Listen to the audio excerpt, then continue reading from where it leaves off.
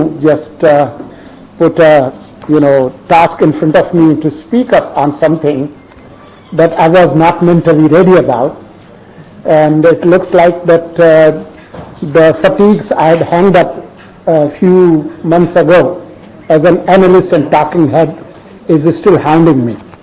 Well, I'll just say a few words.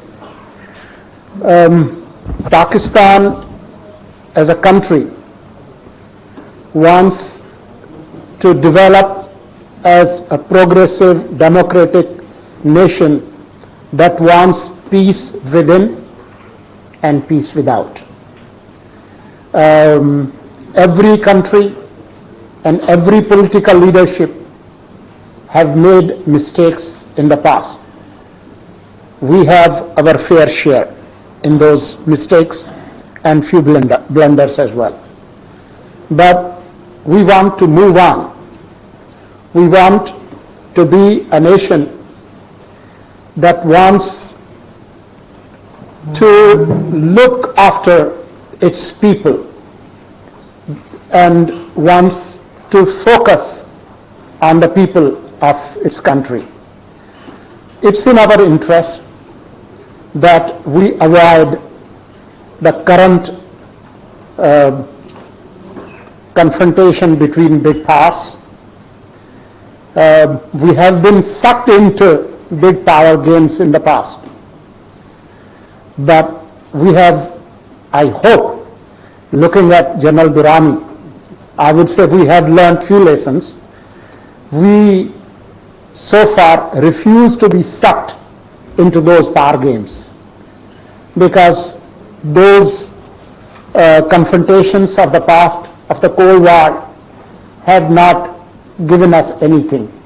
We might have got a lot of money from here or there, but somehow it has not helped our people. So we want to focus on our people, on our economy, both east and west, north. We want to have good relations, including India. We already have great relations with China. We have had, hot and cold, but generally very stable relations with Iran. And I don't want to even tell you the, history of relations with Afghanistan. Despite the changes that have occurred there since August 15, 2021, we want to have pragmatic, good, normal relations with India, with Afghanistan.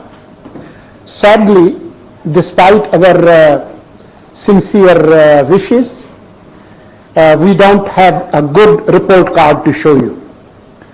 We are having serious problems at times, and if you have followed the speech of our Interior Minister giving you the stats, even just recent 24 suicide attacks that happened on our soil, 14 of those were Afghan nationals. So we have a host of issues with Afghanistan, but we want to be a good neighbor. We can't change geography. We can't change neighbors. So we would like to have good relations with them. We have great relations with the wider Middle East. We still maintain those good ties, but we are shifting all those ties and focusing on economy. We are focusing on trade. I'm sure you are aware of the new initiative that took place during last government, and we are continuing SIFC, Special Investment Facilitation Council. The spearhead of that council is economy, trade, exploring new opportunities. So we want to be a peaceful state within our boundaries, and we want to promote those relations, and that's all I could offer when you are not mentally ready and you are thrust to speak when you had no clue you would be speaking. Thank you. Thank you, Murtaza Solanki Sahab. Exactly, this was the deliberation of our this session, where we spoke about having more regional approach. We had discussed issues where the geoeconomics should take precedence on geopolitics, and then we need to address issues in terms of having more representation from the entire region. The issues and the conflict which is in this region, which has been simmering on for the last 40, 50, 60, 70 years, it's, I think, about time. The universe, and particularly our planet, is facing this huge task of climate change. We've just gotten out, not completely out of COVID, and then the world is also facing the disasters of the conflict, particularly the international conflict of Russia and Ukraine, the disruption in supply chain. So I guess the humanity should come together, the regions should come together, and the neighbors should come together and try to solve the issues that we are facing.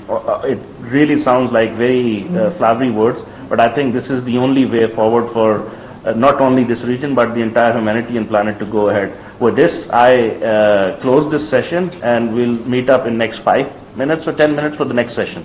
Thank you.